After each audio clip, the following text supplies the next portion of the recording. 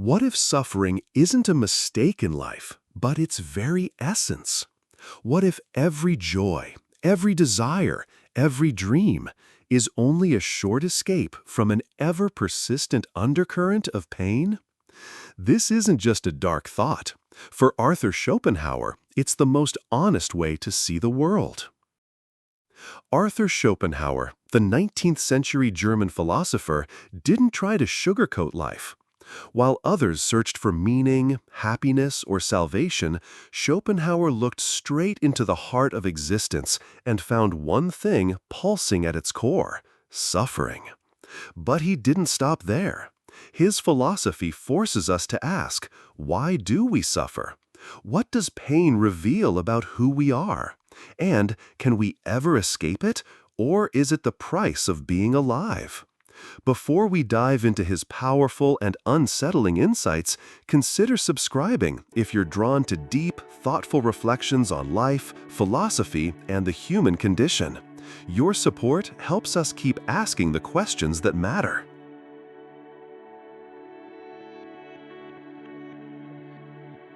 For Schopenhauer, the universe is not driven by reason, nor by a benevolent God. Instead, it is driven by will, an irrational, blind force that pushes all living beings to survive, reproduce, and strive endlessly. The will is in itself a striving without aim or end. Arthur Schopenhauer, The World as Will and Representation, 1818. This will is the source of all desire, and desire, by nature, is suffering. As soon as we want something, we feel lack. As soon as we get it, we want something else. Peace is never permanent. It's only a pause in the storm. Ask yourself, how often do we truly feel content? And when we do, how long does it last before a new craving begins to pull us again? For Schopenhauer, this cycle isn't just human, it's the structure of existence itself.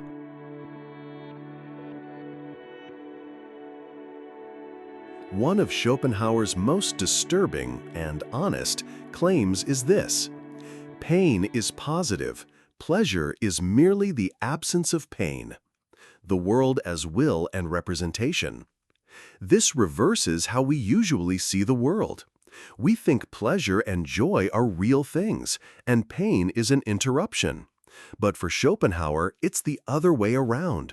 Pain is the real, ever-present condition. Pleasure is just a brief relief from it. We feel hunger. That's pain. We eat. The pain stops. That's what we call pleasure. But is it truly positive or simply neutral? In this light, happiness isn't something we build. It's something we briefly borrow, only to give it back to the same cycle of wanting, lacking, and suffering. This bleak view raises a disturbing question. If suffering is constant, what does that mean for the value of life itself?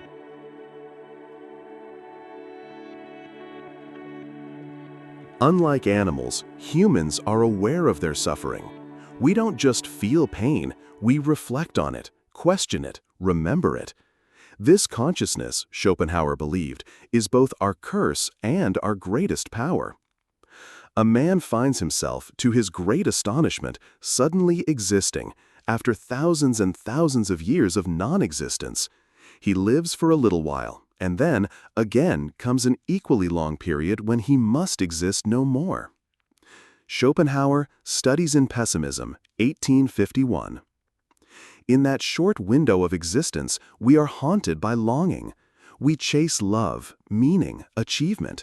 But behind each pursuit, the same truth waits quietly, that everything we gain is temporary, and everything we love will one day cause us pain. Still, Schopenhauer didn't advocate despair.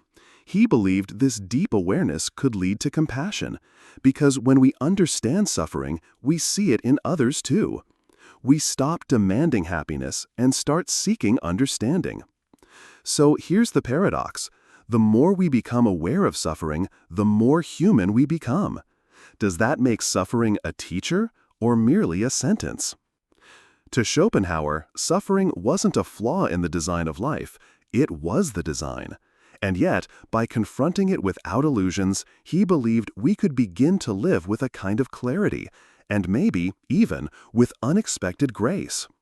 The question remains, if life is suffering, how should one live?